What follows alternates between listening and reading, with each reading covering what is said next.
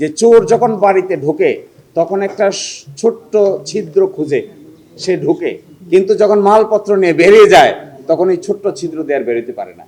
তখন তাকে হাইদার দরজা খুলে বেরোয়, অথবা ভেঙে বেরোয়, অথবা বড় ধরনের শীত কেটে বের হয়, কারণ তখন তার সাথে মালপত্র থাকে।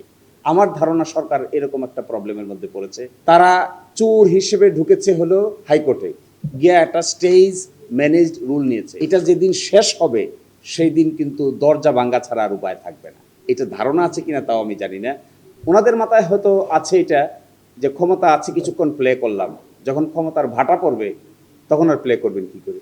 অতীতের পঞ্চম সংশোধনী মামলা যখন আনকনস্টিটিউশনাল ডিক্লেয়ার হয়েছে তখন জিয়াউর রহমান সাহেব কর্তৃক গৃহীত সকল সাংবিধানিক সংস্কার অবৈধ ঘোষণা করে দেয়। তো এরকম একটা কিছুর জন্য অপেক্ষা করছেন না আপনারা? তা না হলে আদালতের বারান্দায় এটা কেন ঠেলে দিলেন? আচ্ছা, কোনো ইন্ডিপেন্ডেন্ট লোক যদি আদালতের বারান্দায় ঠেলে দিত তাহলে আমরা অ্যাকসেপ্ট করতাম। ম্যানেজ করা, আইনজীবীও ম্যানেজ করে, অ্যাটর্নি জেনারেল অফিসও ম্যানেজ করে, রুল কিভাবে হবে এটাও ম্যানেজ করে। আর সাবজুডিস ম্যাটার বলছেন কাকে? সাবজুডিস ম্যাটারের সংজ্ঞাটাকে এখন পরিবর্তন করার চেষ্টা করছে। আদালতের সুনির্দিষ্ট যদি আদেশ থাকতো যে জুলাই সনদ বাস্তবায়ন আদেশকে স্টে করা হলো আগামী 6 মাসের জন্য, তাহলে এই কথা বলতে পারতেন। স্টে তো নাই, ডাইরেকশন নাই, কোনো ইনজাংশন নাই, কোনো রেস্টেনিং অর্ডার নাই, তাহলে সাবজুডিস হলো কি করে? শুধু কারণ দর্শাইতে বলছে আমাদেরকে। তা আমরা কারণ দর্শায় পার্টি হব, শুনানি হবে, দীর্ঘদিন চলবে, ততদিন পার্লামেন্ট হাত পা গুটায় বসে থাকবে, ততদিন জুলাই সনদ বাস্তবে রূপান্তরিত হবে না। আগে বলছি গণভোটে যে রেজাল্ট হবে, রেজাল্ট যদি হাস্যচক হয় তাহলে প্রত্যেক সংসদ সদস্য এবং সংসদের উপর এটা মেনে নিতে বাধ্যকর হবে। এর মাধ্যমে সবচাইতে বড় অসুবিধা যেটা হয়েছে এটা হলো জুলাই অভ্যুত্থানের যারা শক্তি ছিল তাদের মধ্যে অনাস্থার পরিবেশ তৈরি। That is what is the main damage. এটাই হবে জাতির জন্য সবচাইতে বড় ক্ষতির কারণ।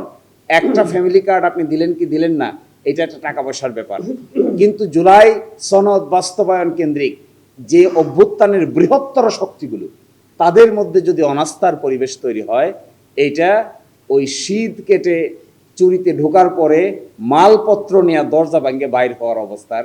সরকারের মধ্যে এই ধরনের মামলা মোকদ্দমা কেন্দ্রিক জুলাই সনদকে ঝুলিয়ে দেওয়ার ব্যাপারে এক ধরনের কোঅপারেশন এবং কোঅর্ডিনেশনের অভাব।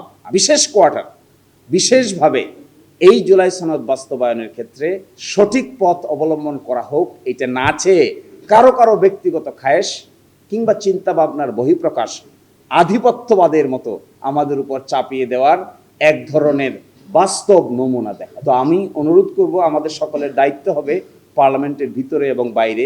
এখনই মনে হয় সরকার দলীয় পার্লামেন্টারিয়ানরা, বিরোধী দলীয় পার্লামেন্টারিয়ানরা পার্লামেন্টে বসে মিটিং করছেন।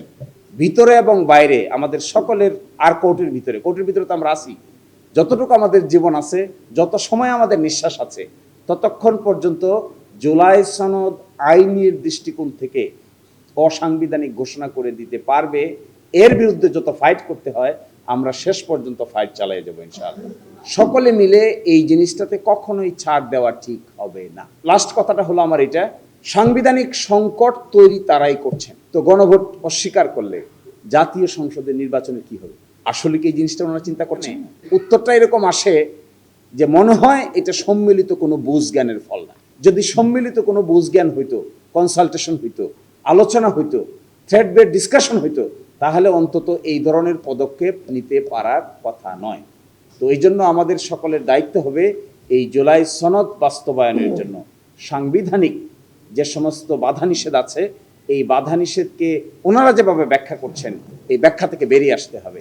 এটা সঠিক ব্যাখ্যা না। সেদিন সকলে খুশি হয়ে একসাথে উঠেছে, কোলাকুলি করে একসাথে উঠেছে, এবং সেই দিনটা ছিল সবচাইতে আনন্দের দিন।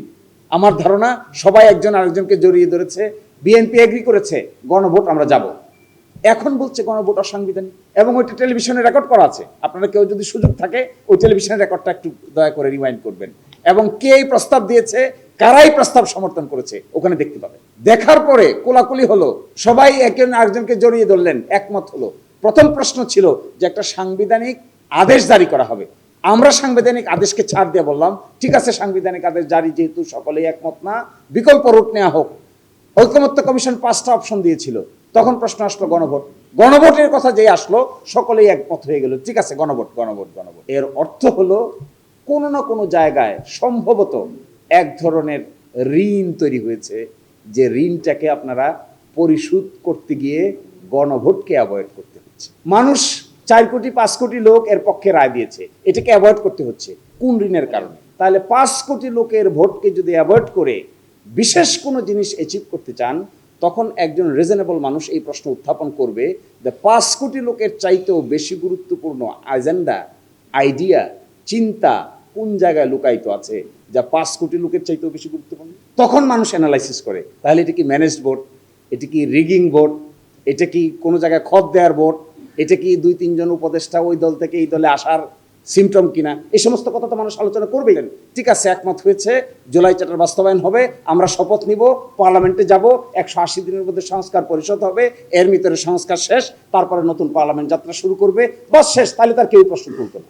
বেশ কয়েকটা জায়গায় আমি দেখেছি নতুন প্রজন্ম, ইভেন আলট্রা মডার্ন মহিলারা, তারা সিরিয়াসলি বলছেন যে আসলে কি কারণে আমাদের দেওয়া হা ভোটকে নিগেট করে দিয়ে ভিন্ন একটা জিনিসকে চেপে ধরতে হচ্ছে। এই কারণটা খুঁজবেন। কি কারণে হোম মিনিস্টার এত অ্যাক্টিভিটি দেখাচ্ছেন, কি কারণে ল মিনিস্টার কি কারণে ল মিনিস্ট্রির ফাংশন আরেক মিনিস্ট্রিকে পালন করতে হচ্ছে। আমি মনে করি আইনগত যে ব্যাখ্যাটা দেওয়া হচ্ছে এটা সঠিক না, এটা ভুল। এই ব্যাখ্যা যদি তারা দেন, তাহলে তারা 5ম সংশোধনী মামলার জাতাকলে নিজেদেরকে আবার ফেলার ব্যবস্থা করছেন। এটা সঠিক হচ্ছে না। সবাই ভালো থাকবেন। আসসালামু আলাইকুম।